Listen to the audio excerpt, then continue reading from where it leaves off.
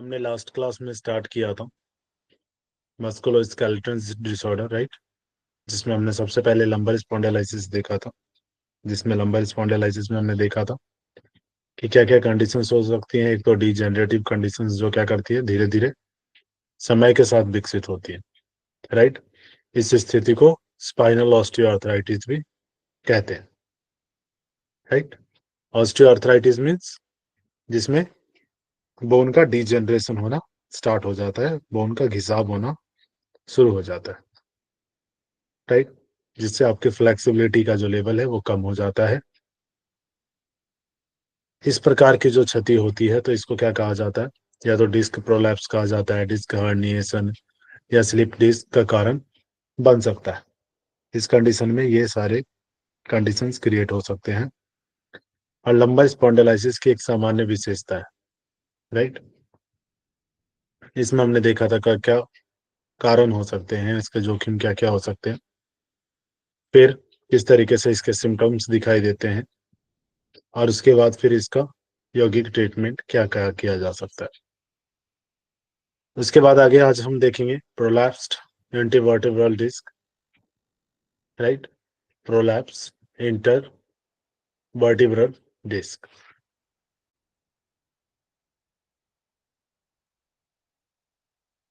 Prolapsed intervertebral disc एक तकनीकी शब्द है जिसे आमतौर पर स्लिप डिस्क कहा जाता है, राइट, जिसे आमतौर पर क्या कहते हैं, स्लिप डिस्क। यह डिस्क रीढ़ की प्रत्येक जो वर्टिब्रा के बीच में रखी जाती है। ये जो डिस्क है ये क्या होती है, हर एक वर्टिब्रा के बीच में यह डिस्क होती है और शॉक एब्जॉर्बर का काम करती है, राइट। शॉक एब्जॉर्बर के रूप में कार्य करती है। जब डिस्क का रेशेदार बाहरी हिस्सा, जो बाहर वाला लेयर होता है, वो टूट जाता है तो यह क्या होता है, जेल लाइक की तरह, जिसको क्या कहते हैं, कोरेटो बल्ज। कोरेटो बल्ज जो जेल होता है ना, वो की तरह कोरेटो उभार आ जाता है एक बाहर की तरफ, जैसे हमने इसमें देखा था। ये वाला पार्ट जो था, ये, राइट, ये वाला हिस्सा, ये बाहर की तरफ उभर जाता है, राइट, बाहर की तरफ, बल्ज की तरफ बाहर की तरफ आ जाती है। तब जो डिस्क क्षतिग्रस्त होती है वह रीढ़ की हड्डी, स्पाइनल कॉर्ड या सिंगल नर्व फाइबर पर दबाव डालती है। किस पे दबाव पड़ता है, या तो सिंगल नर्व फाइबर पे दबाव पड़ेगा या स्पाइनल कॉर्ड पर डायरेक्टली प्रेशर जनरेट होगा, जिसे प्रोलैप्स्ड इंटीवर्टिब्रल डिस्क कहा जाता है। क्लियर। यौगिक उपचार इसमें क्या किया जा सकता है, एनीमा हो गया, मसाज हो गया, राइट, फिजियोथेरेपी, हाइड्रोथेरेपी, इसमें मड थेरेपी भी दिया जा सकता है, एक्यूप्रेशर ट्रीटमेंट किया जा सकता है। आसनों में अगर आप देखें तो मार्जरी आसन, भुजंग आसन, मकर आसन, कटी चक्रासन, सलभ आसन, मरकट आसन, ताड़ासन, वीरभद्रासन, उथित त्रिकोण आसन और ऊर्ध्वमुख श्वानासन का अभ्यास कराया जा सकता है। क्लियर है। ये हो गया प्रोलैप्स्ड इंटरवर्टिब्रल डिस्क।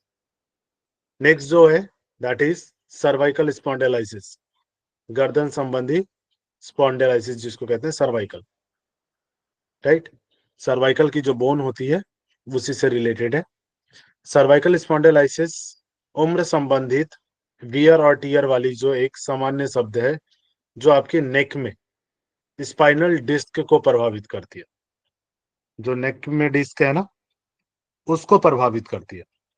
जो लंबर में कर रहा था उसको प्रोलैप्स्ड इंटरवर्टिब्रल डिस्क और लंबर स्पॉन्डिलाइसिस, और जो नेक में कर रही है वो सर्वाइकल स्पॉन्डिलाइसिस, क्योंकि नेक में कौन सी बोन है, सर्वाइकल। क्लियर है। अगर आप सर्वाइकल स्पॉन्डिलाइसिस को देखें तो कुछ इस तरीके से होती है। ये देखिए सिंपल है। और सर्वाइकल स्पॉन्डिलाइसिस में क्या होता है, ये बाहर की तरफ आ जाती है, बल्ज की तरफ, बाहर की तरफ हो जाती है, राइट। बोन में डिजेनरेशन होना, फिर नैरो हो जाना डिस्क का, ये तीन कारण सर्वाइकल स्पॉन्डिलाइसिस के हो सकते हैं। क्लियर है? सिम्टम्स क्या हो सकते हैं? ज्यादातर लोगों में सर्वाइकल स्पॉन्डिलाइसिस का कोई लक्षण नहीं होता है। जब लक्षण होते हैं तो वे आमतौर पर गर्दन में दर्द और कठोरता महसूस करते हैं। क्लियर है? हार्डनेस और पेन फील होता है। आपकी बाहों में, आपके जो पैर हो, हाथ हो गए, हाथों में, पैरों या पैरों हाथों या पैरों में टिंगलिंग, झुनझुनी। क्लियर है? हाथों पैरों में टिंगलिंग होना, नंबनेस होना और वीकनेस, कमजोरी फील होना, ये सिम्टम्स होते हैं। लैक ऑफ कोऑर्डिनेशन होना, चलने में कठिनाई फील होना, difficulty in walking, loss of bladder और वॉल कंट्रोल में कमी आना, ये सारे किसके हो सकते हैं? सर्वाइकल स्पॉन्डिलाइसिस के। सर्वाइकल स्पॉन्डिलाइसिस में जैसे जैसे आपकी उम्र बढ़ती है, हड्डियों और उपास्थि मीन्स कार्टिलेजेस जो कि आपके रीढ़ और कहाँ पे, गर्दन को बनाते हैं, धीरे धीरे ये टीयर्स होने लगते हैं, टूटने लगते हैं। इन परिवर्तनों में निम्न कारण शामिल हो सकते हैं। राइट? ये घिसने लगते हैं आपस में, जिससे जिसके निम्न कारण शामिल हो सकते हैं। कौन कौन से कारण हो सकते हैं? एक तो डिहाइड्रेटेड डिस्क, हर्निएटेड डिस्क हो गया, बोन स्पर्स हो गया जिसमें हड्डियों में घिसाव होना, और या स्टिफ लिगामेंट्स, इसके कारण भी ये प्रॉब्लम हो सकती है। क्या क्या जोखिम हो सकते हैं इसमें? सर्वाइकल स्पॉन्डिलाइसिस के जोखिमों में शामिल है जैसे आयु, आपका एज हो गया। राइट? एज जो है वो सर्वाइकल स्पॉन्डिलाइसिस उम्र बढ़ने का एक सामान्य हिस्सा है। उम्र के साथ ये आती रहती है या आ जाती है। क्लियर है? व्यवसाय हो गया, जैसे आज के टाइम में जो नौकरियां, ऐसी नौकरियां जिसमें दोहराव गर्दन की गति means repetitive neck movement, motion, continuous जो नेक की मूवमेंट होती रहती है, साइड वेज या अप एंड डाउन कंटिन्यूअस, तो इस कंडीशंस में आपके बोन्स के बीच में डिजेनरेशन स्टार्ट हो सकता है फास्टली, या ऑकवर्ड पोजीशन या लॉट ऑफ ओवरहेड वर्क शामिल है जो आपकी गर्दन पर अतिरिक्त तनाव मीन्स एक्स्ट्रा स्ट्रेस डालते हैं।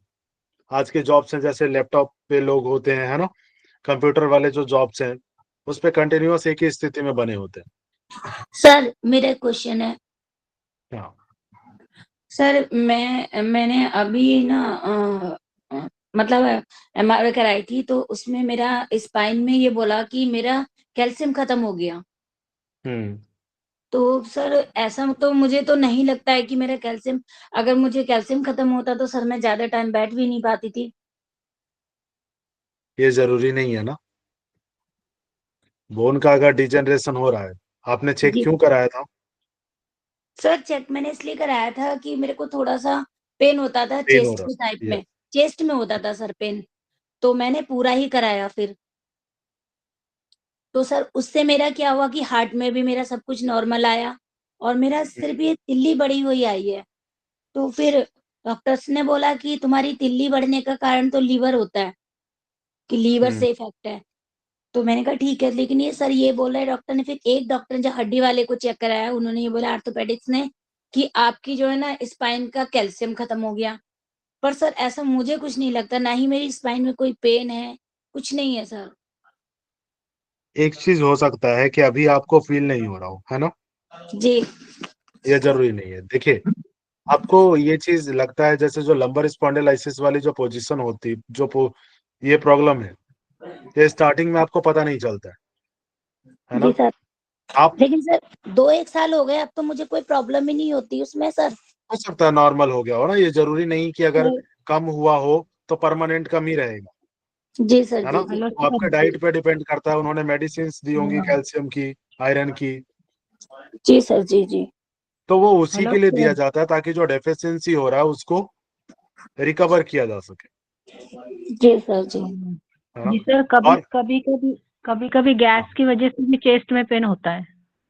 वो गैस डिपेंड से। नहीं, करता है, जैसे नहीं, जैसे वो नहीं चेक सर, वो करके मुझे बता रहे हैं ना, तिल्ली की जैसे वो वजह कह से रहे हैं कि बताया। डॉक्टर ने ये बताया है, तो वो बिना चेक किए नहीं बता सकते ना, उन्होंने चेक किया होगा तभी बताया होगा, कमी होगी तो। सर तिल्ली की वजह से बताया कि तिल्ली जो बड़ी हो जाती है, उसकी वजह से हमारा दर्द होता है, तो चेस्ट से अलग है, लेकिन लगेगा हमें कि हमारे चेस्ट में दर्द हो रहा है। यस, तो वो यही चीज होती है। देखिए आज के टाइम में अगर आप देखेंगे तो मैक्सिमम लोगों को बैक पेन है और नेक पेन, मैक्सिमम 90% लोगों को, राइट। लेकिन वो स्टार्टिंग में लग रहा होता है कि नॉर्मल है, नॉर्मल है, नॉर्मल है, और मोस्ट ऑफ लोग क्या कर रहे होते हैं, अवॉइड कर रहे होते हैं। ठीक है, पेन ही तो हो रहा है, थोड़ा सा आदत है, फिर थोड़ा कम हो गया, चीजें नॉर्मल चल रही है, फिर थोड़ा सा हो गया, थोड़ा रेस्ट कर लिया, फिर आगे बढ़ गए। ये कंडीशंस ऐसी हैं जो स्टार्टिंग में आपको नहीं पता चलता है कि सर्वाइकल हुआ या आपको लंबर स्पॉन्डिलाइसिस है, नहीं पता चलता। लेकिन जब एक कंडीशन ऐसा आ जाता है कि आपके नेक में पेन कम ही नहीं हो रहा, हाथों में नंबनेस होना शुरू हो गया, वो नीचे की तरफ बढ़ रहा है, पेन आपके हाथों में जा रहा है, फिर या तो बैक पेन हुआ, पेन आपका पैरों में जा रहा है, राइट। अगर ये चीजें रहती हैं तब कहीं ना कहीं लोग जाते हैं कि चलिए अब एक बार डॉक्टर से चेक करा लेते हैं।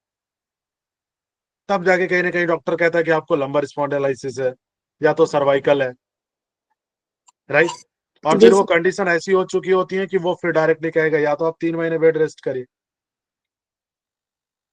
क्लियर है, क्योंकि वो ये सारी सिचुएशंस ऐसी हैं जो एग्जैक्ट तुरंत आपको पता नहीं चलेगा, राइट।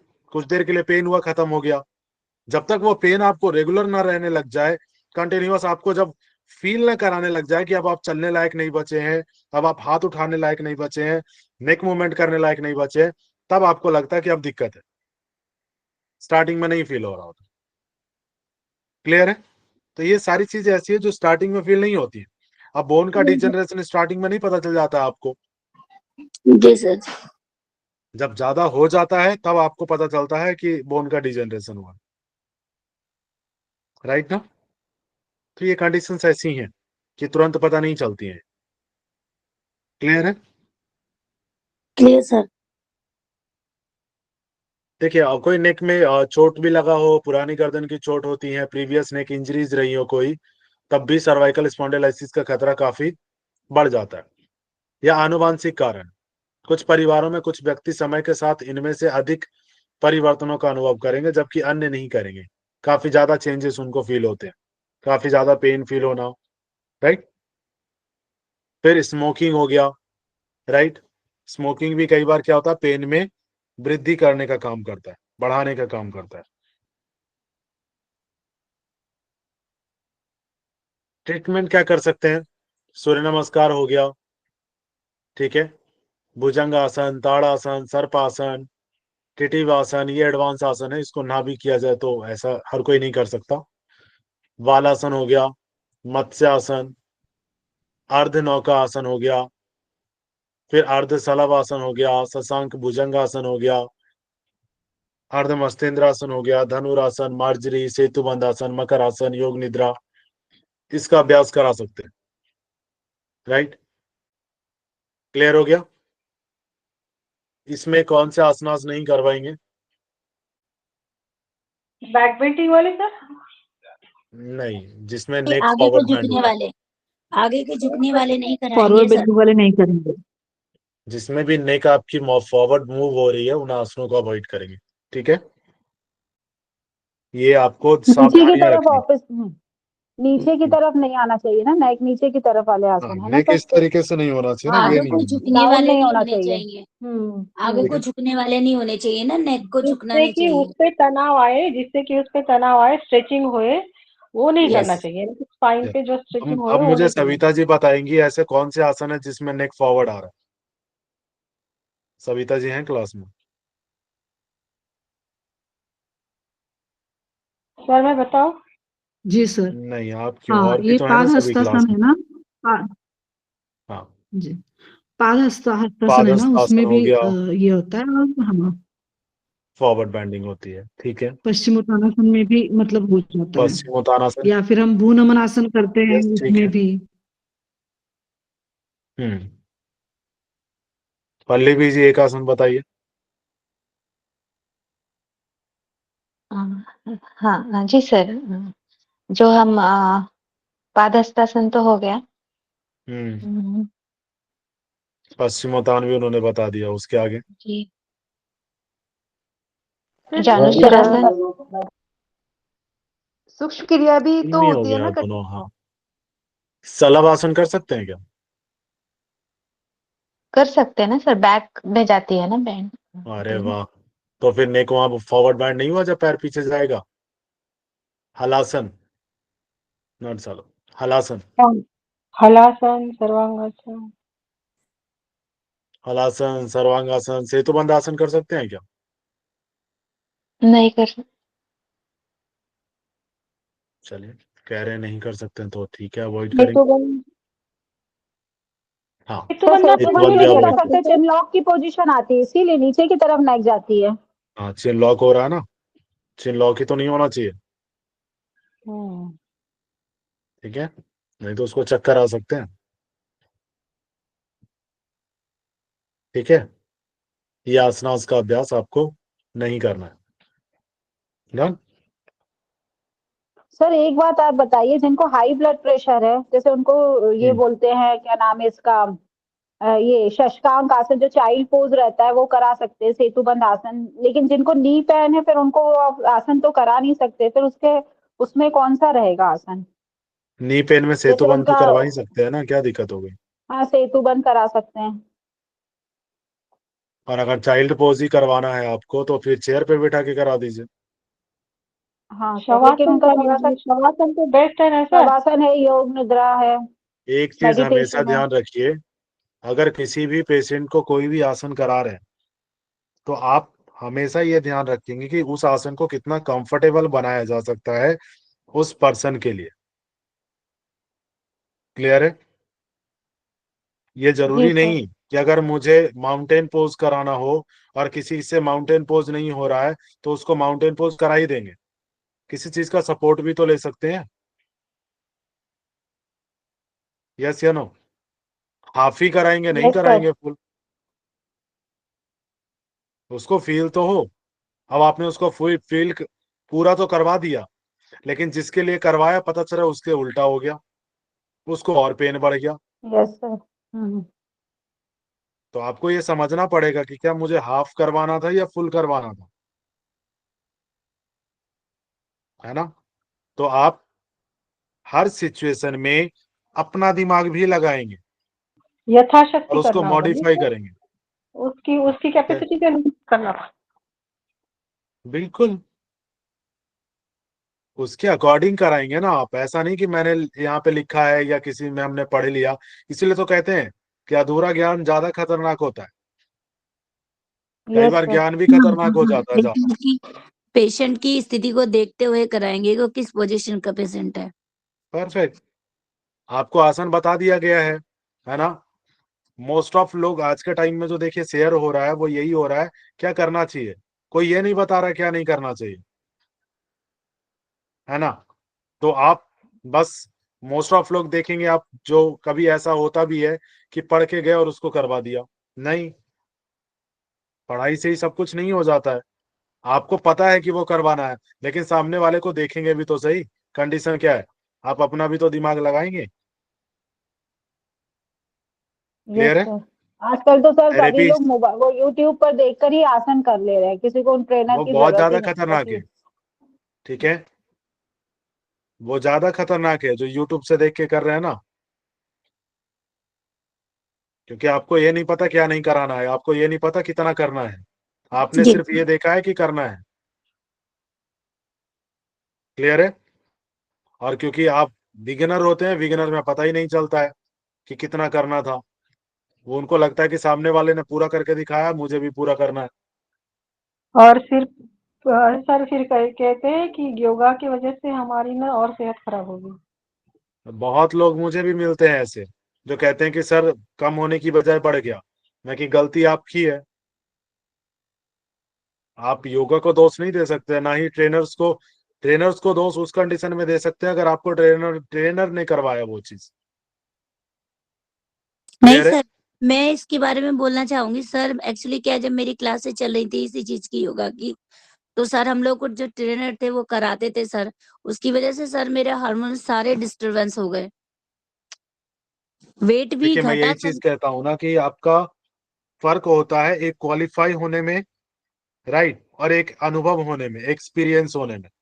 यस ये सर। फर्क है, ठीक है। और जी आप सर। हमेशा एक चीज को समझिए, आप प्रैक्टिकल पढ़ के प्रैक्टिकल कराना सीख नहीं जाएंगे जब तक आप उसको खुद के ऊपर अनुभव नहीं करते। थ्योरी आप चाहे जितना पढ़िए, लेकिन थ्योरी का इम्प्लीमेंट तब होगा जो आप पहले खुद पे करिए, तब किसी और पे इम्प्लीमेंट करने की कोशिश करिए। अगर आपने थ्योरी अपने आप उसको प्रैक्टिकल में कन्वर्ट करके इम्प्लीमेंट नहीं किया है और किसी और को जा के करवा रहे हैं, तो आप वो एक्सपेरिमेंट करने का प्रयास कर रहे हैं किसी और के ऊपर, राइट। Right sir. और वो राइट एक्सपेरिमेंट सर। का दो ही नतीजा हो सकता है, या तो उसको बर्बाद करेगा या ठीक करेगा। नहीं सर, मैं तो मोस्टली जब से ही बहुत परेशान हूँ, अब अपनी बॉडी में मेरे को बहुत दिक्कत हो गई है। बहुत अलग है। आप मैं कपालभाति इसलिए करिए ना, कहता हूँ कि कपालभाति से अच्छा हो जाएगा। लेकिन सर एक बात कहनी थी, कपालभाति भी अगर स्ट्रेस लेके किया जाए, शरीर को अकड़ा के, यानी कि पूरा तनाव में रह के किया जाए, तो कपालभाति के विपरीत परिणाम होते हैं सर, अच्छे नहीं होते हैं। कपालभाति एकदम एक चीज रिलैक्स होके समझिए, किया जाए। वो चीज जो आपने कहा ना भारती जी, वो हमने आपने हठा प्रदीपिका में ही पढ़े थे कि गलत करने का, गलत प्राणायाम करने के क्या क्या हो सकते हैं। एक का श्वास का पढ़ा था, याद आया? लेकिन बोल रहे हैं ना, ममता जी का डिस्टरबेंस कपालभाति से जा सकता है, लेकिन उसकी विधि जा अच्छी सकता ऐसी है, होगी। लेकिन इनको पहले हाँ किसी ऐसे से इनको सपोर्ट लेना चाहिए जिनको अच्छा खासा अनुभव हो, राइट। जी सर, बिल्कुल राइट। तो अनुभव के साथ ही वो चीजें होंगी, और वो क्या डिसबैलेंस है वो चीजें तो सुनने के बाद पता चलेगी, ऐसे नहीं। क्लियर है? कब से है, कितना है, किस लेवल पे परेशानी है, कब परेशानी है। एक थेरेपिस्ट एक डॉक्टर से कम नहीं होता है, समझिए। बस फर्क ये है कि वो मेडिसिन दे रहा है और ये अपनी जो योग की विधाएं हैं उसको यूज कर रहे हैं। क्लियर है? इसीलिए थेरेपेटिक योग पूरा डिफरेंट है। क्लियर हो गया? नेक्स्ट देखिए, आर्थराइटिस। आर्थराइटिस क्या है?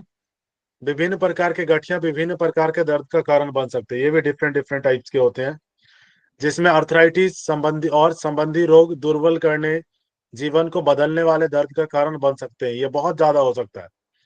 रोग नियंत्रण और रोकथाम केंद्रों के अनुसार 1/3 से अधिक वयस्कों में गठिया की रिपोर्ट है, आर्थराइटिस की। ये यंगस्टर्स की बात हो रही है, 1/3। यह उनके विकास गतिविधियों और काम को सीमित करता है, राइट, जिससे वो प्रॉपर वर्क भी नहीं कर पा रहे हैं। और उनमें से 25% का कहना है यह कि यह गंभीर दर्द का कारण बन सकता है। 0 से 10 अंक के पैमाने पर 7 या अधिक, ये सभी भिन्न तरीकों से दर्द का कारण बनते हैं, राइट। अलग अलग कारण हो सकते हैं इसके। उसमें से सबसे पहले है ऑस्टियोआर्थराइटिस। ऑस्टियोआर्थराइटिस क्या है? जोड़ों के अंदर का जो कार्टिलेजेस होती हैं, प्रोटेक्टिव जो कार्टिलेज होती हैं, वो टूट जाता है। यह प्रभावित जोड़ों की गति को अधिक कठिन और दर्दनाक बनाता है। समय में जोड़ों की हड्डियां सीधे एक दूसरे के खिलाफ रगड़ सकती हैं, जिससे गंभीर दर्द हो सकता है। क्लियर है? ऑस्टियोआर्थराइटिस में क्या होता है? आपका जो कार्टिलेज का जो लेयर है वो टूट जाता है, राइट, और हड्डियां डायरेक्टली एक दूसरे के ऊपर टकराती हैं और वो रगड़ खाती हैं। ऑस्टियोआर्थराइटिस में देखिए, ये कार्टिलेजेस हैं जो कि आपको हेल्प करती है मूवमेंट में, और यहाँ पे देखिए ये कार्टिलेजेस क्या हुई? डैमेज हो गई, डिजेनरेट हो गई, राइट। और ये बोन में डिजेनरेशन शुरू हो गया, जिसके कारण क्या हुआ? ये दूसरे के ऊपर एकदम से आएंगे, और एक दूसरे के जब ऊपर जब मूव होंगे तो और ज्यादा पेन क्रिएट करेंगे। रीहेमेटाइड अर्थराइटिस। रीहेमेटाइड अर्थराइटिस क्या है? में शरीर के स्वयं के प्रतिरक्षा प्रणाली द्वारा जोड़ों और अन्य अंगों पर हमला किया जाता है। क्लियर है? रीहेमेटाइड अर्थराइटिस। इसमें से क्वेश्चन पूछा गया था कि किसमें आपका खुद की जो प्रतिरक्षा प्रणाली है वो हमला करती है, किसमें? क्लियर है? या ऑटो इम्यून डिजीज कौन सी है इसमें से? ऑटो इम्यून अर्थराइटिस का प्रकार कौन सा है? ऑटो इम्यून कौन सी है? रिमोटेड आर्थराइटिस। रीहेमेटाइड अर्थराइटिस। क्लियर है? सोरियाटिक जो अर्थराइटिस है ये कौन सा है? सोरियाटिक अर्थराइटिस क्या होती है? एक ये भी ऑटो इम्यून इन्फ्लामेटरी डिजीज है, राइट? इसमें भी क्या है? इम्यूनिटी सिस्टम शरीर पर हमला करती है जिससे इन्फ्लामेशन और पेन होता है, स्वेलिंग होती है, राइट? आपको दोनों ऑप्शन एक साथ नहीं दिया जाएगा, ध्यान रखिएगा, कोई एक ही होगा। फिर फाइब्रोमाइल्गिया, राइट? फाइब्रोमाइल्गिया क्या है? को केंद्रीय दर्द सिंड्रोम, सेंट्रल पेन सिंड्रोम माना जाता है। इसका मतलब है मस्तिष्क, ब्रेन और रीढ़ की हड्डी में, राइट, जो आपका स्पाइनल कॉर्ड है, में दर्द की प्रक्रिया अलग अलग होती है। एक स्पर्श या गति जो दूसरों के लिए दर्द का कारण नहीं बनता है। आपको दर्द हो सकता है, इसे एलोडेनिया कहा जाता है, राइट? इसमें अलग अलग हो सकता है, या तो ब्रेन में हो सकता है या स्पाइन में भी पेन हो सकता है। क्लियर है? फाइब्रोमाइल्गिया अन्य लक्षणों के साथ जुड़ा हुआ है, जैसे कि थकान हो गया, स्लीप प्रॉब्लम हो गई, इनएबिलिटी टू कॉन्सेंट्रेट हो गया, मूड ट्रबल हो गया, ये सारी चीजें हो सकती हैं। फिर 5th नंबर पे आता है गाउट। गाउट में क्या है? यूरिक एसिड क्रिस्टल समस्या है। यदि आपका शरीर बहुत अधिक यूरिक एसिड का उत्पादन करता है, यदि आप इसे अधिक तेजी से पर्याप्त रूप से निकालने में असमर्थ हैं, तो यह रक्त में निर्मित हो सकता है, जिसे हाइपर यूरिसेमिया कहा जाता है। अतिरिक्त यूरिक एसिड आपके जोड़ों में क्रिस्टल का निर्माण कर सकता है। उसके बाद ल्यूपस। ल्यूपस क्या है? एक ऑटो इम्यून इन्फ्लेमेटरी बीमारी है जो शरीर के कई हिस्से को प्रभावित करती है, सिर्फ एक को नहीं, जिसमें जोड़े हो गए, आपके जॉइंट्स हो गए, लीवर हो गया, राइट? उसके बाद स्किन हो गया, ब्लड हो गया, राइट, या ब्रेन, अन्य भी अंगों को ये प्रभावित कर सकता है। क्लियर है? फिर रूमेटाइड अर्थराइटिस। रूमेटाइड अर्थराइटिस का एक पुरानी सूजन संबंधी विकार है जो सिर्फ जोड़ों से अधिक प्रभावित कर सकता है, सिर्फ जोड़ों को अधिक प्रभावित कर सकता है। क्लियर है? ये तो अभी ऊपर भी था ना रूमेटाइड। ये रूमेटाइड होगा, रीह्यूमेटाइड नहीं होगा, ठीक है? ये अलग है।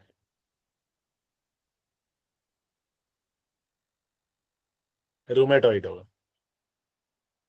ये डिफरेंट है, ठीक है? था नाम सर। ये रीह्यूमेटाइड ही होगा, ये ऊपर वाला ही है जो ऑटो इम्यून था ना, रीह्यूमेटाइड।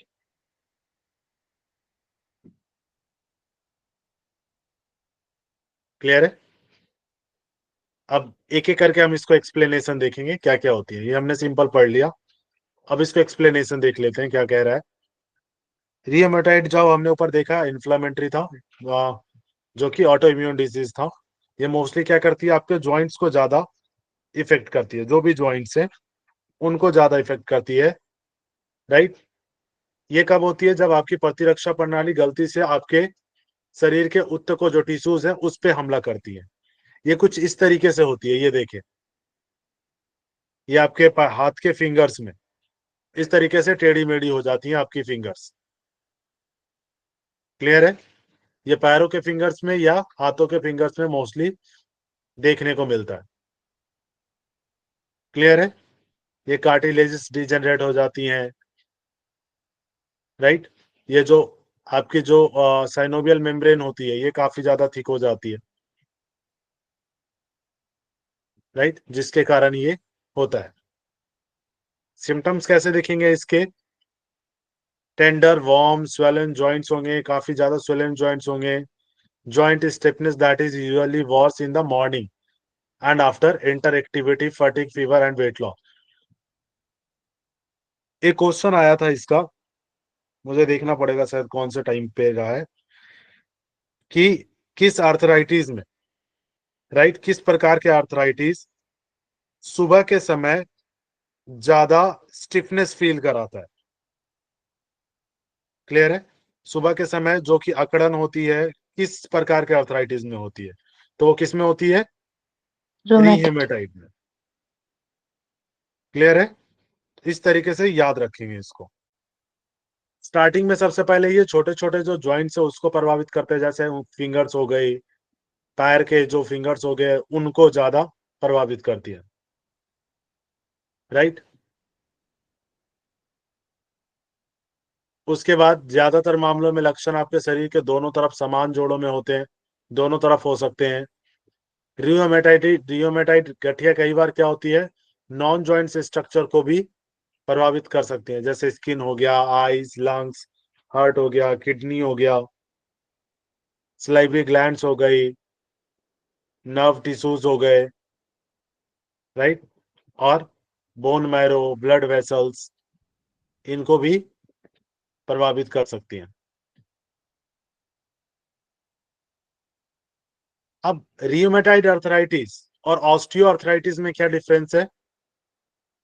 रियोमेटाइड जो ऑस्टियो अर्थराइटिस है, गठिया कब होता है? तब होता है जब आपकी प्रतिरक्षा प्रणाली सिनोवियम जो फ्लूइड होती है उस पर हमला करती है, राइट। सिनोवियम क्या है? आपके जोड़ों को घेरने वाली जो झिल्ली की परत, वो जो सिनोवियम क्या हो गई, एक सिनोवियम फ्लूइड होता है और एक सेकेंड सिनोवियम जो कि एक लेयर होती है, मेम्ब्रेन होती है, उसको क्या होता है, इफेक्ट करती है रियोमेटाइड में। परिणामी सूजन सिनोवियम को क्या करती है, गाढ़ा करती है, जो अंततः जोड़ों के भीतर जो कार्टिलेजेस हैं और बोन, क्लियर है, और बोन्स को नष्ट कर सकती है। जबकि ऑस्टियोआर्थराइटिस क्या है? ऑस्टियोआर्थराइटिस क्या है? ऑस्टियोआर्थराइटिस में क्या होता है, यह तब होता है जब हड्डियों के सिरों पर जो कार्टिलेजेस थे, प्रोटेक्टिव कार्टिलेजेस, समय के साथ खराब हो जाती हैं। क्लियर है? ये दोनों में डिफरेंस है। उसमें क्या था, आपके जो सेनेवियम जो मेम्ब्रेन है वो खत्म हो जाती है, लेकिन ऑस्टियो में क्या होता है, ये कार्टिलेजेस को खत्म करती है। सर ऑस्टियो आर्थराइटिस में हड्डी भी घिस जाती है ना उसकी वजह से? बिल्कुल घिसेगी, क्योंकि प्रोटेक्टिव कार्टिलेज जो थी वो खत्म हो गई ना, तो अब बोन एक दूसरे के ऊपर आएगी और वो घिसना शुरू हो जाएगी। क्लियर है? ऑस्टियोआर्थराइटिस ऑफ स्पाइन और ऑस्टियोआर्थराइटिस ऑफ हिप, सेम। इसमें क्या होता है, ये धीरे धीरे समय के साथ विकसित होते हैं और बढ़ते जाते हैं। इसके सिम्टम में क्या हो सकते हैं, पेन हो गया, स्टिफनेस हो गया, टेंडरनेस हो गया, लॉस ऑफ फ्लेक्सिबिलिटी, ग्रेटिंग और सेंसेशन, बोन का खत्म होना धीरे धीरे, स्पर्श, उसका रगड़ना। ऑस्टियोआर्थराइटिस का मैंने आपको बता दिया कि कार्टिलेजेस के जो छोर होते हैं उसको खराब करती है। ट्रीटमेंट में आप कपालभाति, लघु शंख प्रक्षालन, सूक्ष्म व्यायाम, भस्त्रिका, नाड़ी शोधन और बाकी शीतलीकरण वाले अभ्यास, उदर श्वसन करवा सकते हैं। ठीक है, आसनास में आप वही रखेंगे जो आपने ऊपर देखा है। क्लियर है? और इसमें मोस्टली कोशिश ये करें कि जो पवन मुक्त आसन की सीरीज है, फर्स्ट सीरीज प्राइमरी, उसको करवाया जाए। उसके बाद अब हम देखते हैं न्यूरोलॉजिकल डिसऑर्डर। न्यूरोलॉजिकल में सबसे पहला जो डिसऑर्डर है दैट इज माइग्रेन। माइग्रेन को ही अधकपारी या माइग्रेन एक जटिल विकार है जिसको हाफ साइड पेन कहते हैं, जिसमें बार बार मध्यम से गंभीर सिर दर्द होता है और अक्सर इसके साथ कई स्वैच्छिक तंत्रिका तंत्र से संबंधित लक्षण भी होते हैं। स्वैच्छिक मीन्स कौन सा हो गया, autonomic, right, autonomic nervous system. Autonomic nervous system से रिलेटेड भी सिम्टम्स होते हैं। आमतौर पर सिरदर्द एक क्या होता है, एक हिस्से को प्रभावित करता है, किसी एक साइड को, और इसकी प्रकृति क्या होती है, जैसे बार बार, जरूरी नहीं एक बार, राइट, कभी हो रहा है फिर कम हुआ, फिर हो रहा है फिर कम हुआ, इस तरीके की, जो 2 से लेकर कब तक रह सकता है, 72 घंटों तक बना रह सकता है। 2 घंटे से लेकर 72 आवर्स तक ये रह सकता है, हो सकता है, बार बार ट्रिगर हो सकता है। संबंधित लक्षणों में क्या क्या हो सकता है, जैसे उल्टी हो गया, वॉमिटिंग होना, फोटोफोबिया होता है, प्रकाश के प्रति अतिरिक्त संवेदनशीलता, आप लाइट में आएंगे तो आपको ज्यादा फील होगा, ट्रिगर होगा, राइट। उसके बाद फोनोफोबिया, ध्वनि के प्रति अतिरिक्त संवेदनशीलता, अगर आप वॉइस सुन रहे हो, और दर्द सामान्य तौर पर शारीरिक गतिविधियों से बढ़ता है, कुछ भी करेंगे उससे इंक्रीज होगा। क्लियर है। माइग्रेन सिर दर्द से पीड़ित 1/3 लोगों को ऑरा के माध्यम से इसका पूर्वाभ्यास हो जाता है, पता चल जाता है आपको कि हेडक होने वाला है, जो कि क्षणिक, दृश्य, संवेदन, भाषा या मोटर गति पैदा करने वाली जो नसें होती हैं, अवरोध होता है उनमें, अवरोध क्रिएट होता है, अवरोध कह सकते हैं आप, डिस्टर्बेंस क्रिएट होता है। क्लियर है, डिस्टर्बेंस क्रिएट होता है, और यह संकेत देता है कि शीघ्र ही सिर दर्द होने वाला है, ये आपको पहले से पता चलता है। जो माइग्रेन है वो 4 चरण में होते हैं, प्रोड्रोम, ऑरा, सिर दर्द और पोस्टड्रोम। कितने हो गए, 4, राइट। प्रोड्रोम, ऑरा, सिर दर्द और पोस्टड्रोम। प्रोड्रोम क्या है, माइग्रेन से 1-2 दिन पहले जो आपको फील होना शुरू हो जाता है। ऑरा क्या है, ऑरा माइग्रेन से पहले या दौरान हो सकता है, उस दौरान अधिकांश लोग ऑरा के बिना माइग्रेन का अनुभव करते हैं, राइट। ऑरा तंत्रिका तंत्र के लक्षण है, जिसमें क्या होता है, आमतौर पर क्या होता है ऑरा में, एक सिम्टम्स है, जिसमें क्या हो सकती है, विजुअल डिस्टर्बेंस हो सकता है आपको, फ्लैशेस ऑफ लाइट हो सकती हैं, जिग जैग विजन हो सकता है, वेवी विजन हो सकता है आपको, होती है। क्लियर है। फिर अटैक हो सकता है। एक माइग्रेन आमतौर पर कितने 72 घंटे तक रहता है यदि उसका ट्रीटमेंट ना किया गया हो, एक तरफ या आपके शरीर के दोनों तरफ हो सकता है। पोस्टड्रॉम क्या है, अंतिम चरण, जिसे पोस्टड्रॉम क्रोम के रूप में के बाद होता है। क्लियर है, पोस्टड्रॉम के रूप में होता है, उसके बाद जो स्टार्टिंग वाला फेज है उसके बाद होता है, राइट। और ये माइग्रेन का जो अटैक है, इसमें आप अनुभव कर सकते हैं, क्या क्या चीजें आप अनुभव कर सकते हैं, जिसमें कंफ्यूजन हो गया, डिजीनेस हो गया, मूडीनेस हो गया आपका, उसमें चेंजेस होना, वीकनेस हो गया, sensitivity to light and sound के कारण ये हो सकता है। माइग्रेन में एक सिम्टम इसके कारण क्या हो सकते हैं, माइग्रेन में आनुवांशिकी और पर्यावरणीय कारकों की भूमिका रहती है। कई बार पर्यावरण के कारण हो सकता है या आनुवांशिक हो सकता है। माइग्रेन मस्तिष्क में परिवर्तन और ट्राइजेमिनल जो तंत्रिका है, ट्राइजेमिनल नर्व जो होती है, राइट, ट्राइजेमिनल जो नर्व होती है के साथ इसकी परस्पर क्रिया के कारण हो सकता है। ट्राइजेमिनल जो तंत्रिका है एक प्रमुख दर्द मार्ग है, उससे शिफ्ट होता है पेन। मस्तिष्क रसायनों में असंतुलन, जैसे सेरोटोनिन, राइट, जो आपके नर्वस सिस्टम में दर्द को नियंत्रित करने में मदद करता है, इसमें शामिल हो सकता है। माइग्रेन अटैक्स के दौरान क्या होता है, सेरोटोनिन का स्तर कम हो जाता है या आपके ट्राइजेमिनल नर्व को न्यूरोपेप्टाइड नामक पदार्थ को छोड़ने का कारण बन सकता है, जो आपके मस्तिष्क के बाहरी आवरण मेनिंग्स का सफर करते हैं, मींस उसको उसमें पेन क्रिएट करते हैं। क्लियर है, किसके कारण हुआ, जो सेरोटोनिन है, जब माइग्रेन का आपको अटैक होता है तो सेरोटोनिन का क्या होता है, स्तर क्या होता है, कम हो जाता है। और सेरोटोनिन क्या करता है, जो ट्राइजेमिनल नर्व है उसको जो न्यूरोपेप्टाइड नामक जो पदार्थ है वो उसको रिलीज करता है, राइट। और उसके छोड़ने से क्या होता है, आपके जो मस्तिष्क का जो बाहरी आवरण है जिसको मैनिंग्स कहते हैं उसको प्रभावित करता है। क्लियर है?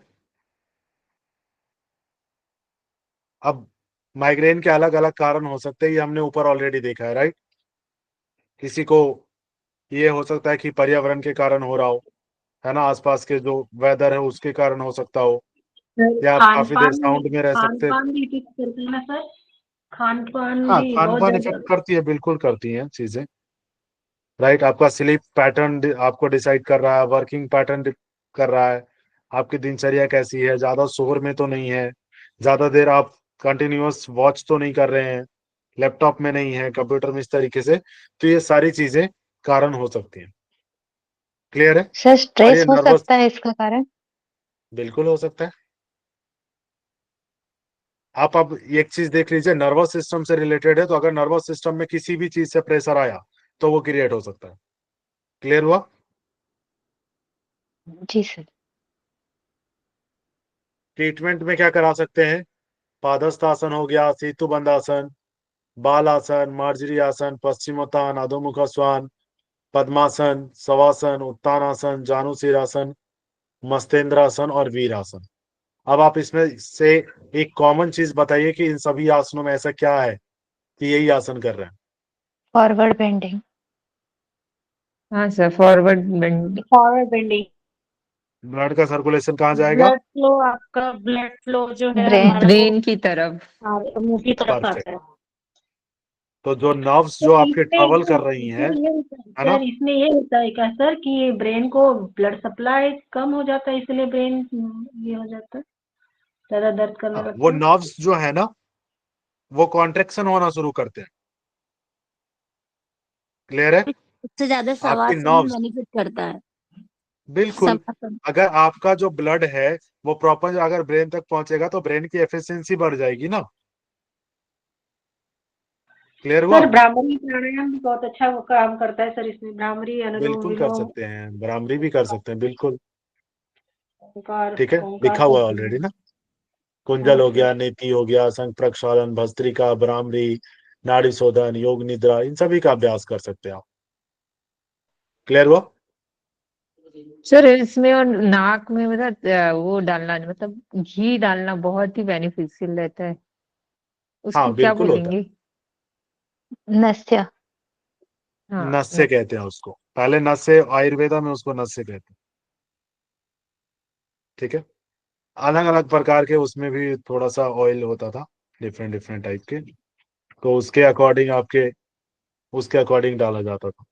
अगर कोई प्रॉब्लम है, नस्य की ऐसे भी हुई है कि नस्य की डाला ही जाता था वो। हाँ सर, जो क्योंकि मेरे हस्बैंड को होता था तो उससे जल्दी ठीक होता था, आराम मिलता था। बिल्कुल बिल्कुल। ठीक है, इसमें आपको हेडक में आपको जलनेती बड़ा फायदा करेगा। ठीक है, फायदा जलनेती का करती है अभ्यास सर। बहुत फायदेमंद है। जिनको है उनको कभी करवाइएगा, बट गाइडेंस में करिएगा, किसी के विदाउट गाइडेंस नहीं, क्योंकि उसमें पानी सर पे चढ़ने का डर होता है। हाँ, ठीक जलने है, के लिए सांस नहीं लेनी होती राइट है ना सर। सर, केवल पानी एक अगर नाक से आपने गलत डालते। नॉस्ट्रल से जिससे पानी ले रहे हैं, अगर उसी से श्वास ले लिया आपने, तो फिर वो दिक्कत कर जाएगा, चढ़ जाएगा ऊपर। सर नाक से तो सांस लेते ही नहीं ना, जलनेती में मुंह से सांस लेते हैं ना। माउथ ओपन रहता है ना। हाँ। ठीक है, बस कुछ सर करना जल नहीं नीति होता के है, बाद आप बस लगा के छोटे से। जल नीति के बाद हेडेक होता है सर, कपालभाति करने के बाद भी, तो तो उसका चीजें। रीजन है, नहीं नहीं, वो या तो तो आप फिर मकर नाक से आसन भी नाक से करना श्वास पड़ता है खींच ना, लेते जल होंगे। नीति के मकर आसन। अगर ऊपर चढ़ रहा है ना पानी, गलती से भी नाक आपने से खींचा तो ऊपर चढ़ेगा, और वो आपको पूरे दिन हेडेक क्रिएट करेगा। जी सर। ठीक है, तो जब लेकिन भी करें तो कपालभाति करते हैं गाइडेंस तो में निकल करें। जाता है ना? ओके। हाँ, हाँ, वो कपालभाति कुछ करना नहीं, बस चाहिए। नॉर्मली आप इस तरीके से जब करे रहेंगे ना, तो माउथ को ओपन रखिए और हल्का सा लगा के रखिए, गलती से भी श्वास को नॉस्टल से मत खींच दीजिए। नॉस्टल से खींचा आपने, चढ़ेगा वो ऊपर। ठीक है, और पहले आप चाहे कपालभाति भी कर लीजिए, बाद में एक आध बूंद भी पानी रह गया ना, वो पूरे दिन हेडेक क्रिएट करेगा। पहले तो मुंह से सांस लेना और छोड़ना, पहले ये प्रैक्टिस कर लीजिए, फिर बाद में हाँ, जलनेती करेंगे। ठीक है, और नहीं तो जो काफी टाइम से अभ्यास कर रहे हो उनसे एक बार उनके साथ अभ्यास करिए। ठीक है, तो वो आपको बेटर तरीके से सजेस्ट कर सकते हैं, वो सिखाएंगे आप, या उनके साथ करेंगे तो वो चीजें आपको बताएंगे, कब सांस लें, कब कैसे करना है, वो चीजें एक बार 2 बार 3 बार करेंगे तो आप फिर खुद से भी कर सकते हैं। क्लियर है? ये हो गया। और जल नीति हो गया आपका, कुछ लोग रबड़ नीति करते हैं, सूत्र हो गया, राइट। स्टार्टिंग में जो प्रैक्टिस करते हैं वो रबड़ नीति, फिर सूत्र से अभ्यास जिनको होता है वो अभ्यास करते हैं सूत्र से। ये भी माइग्रेन के लिए काफी ज्यादा बेटर कहा जाता है। क्लियर है? जिनकी आई साइट वीक है उनके लिए थोड़ा सा रहता है। वमन भी असर Clear है करेगा ना सर? सर वमन भी, कुंजन क्रिया भी असर करेगी ना सर इसमें? माइग्रेन में कुंजल हाँ क्रिया भी बिल्कुल असर करेगी, करेगी। बट कुंजल का अगर आप इफेक्ट देखें तो कुंजल का इफेक्ट कहाँ, इंटेस्टाइन पे होता है ना। लेकिन यहाँ सर से ही उगम एसिडिटी है ना, माइग्रेन का उगम ही तो पेट से है ना सर, खान पान से भी वो तो डिपेंड ये करता है, होता है। कंडीशंस आ जाती है ना, कंडीशंस आ जाती है ना, खान एसिडिटी रीजन हो कंडीशंस आ तो जाती है। कुंजल क्रिया मैंने वही है चीज ना बोला सर? था आपको, स्टार्टिंग में बोला था ना कि अलग अलग रीजन हो सकते हैं, राइट। आपको फिर पहले रीजन समझना होगा किस रीजन से हो रहा है, उसके बाद आप ट्रीटमेंट के लिए बेटर ऑप्शंस चूज कर सकते हैं कि कौन सा ऑप्शन ज्यादा बेटर है। क्लियर है? अगर गैस्ट्रिक की हो रही है तो आप समस्या, क्योंकि बात का है, गैस्ट्रिक किसी की समस्या है, बात की समस्या है ना, तो इस अकॉर्डिंग फिर आप चूज करते हैं। क्लियर हो गया? जी सर। आई थिंक कल हम लोग इसको फिनिश कर लेंगे, मुझे नहीं लगता ज्यादा रह गया। ठीक है, ज्यादा नहीं रह गया, कल इसको फिनिश करेंगे हम लोग। ठीक है, फोबिया रह गया है आपका, और स्ट्रेस डिसऑर्डर रह गया। ठीक है, फिर आपका डिप्रेशन हो गया,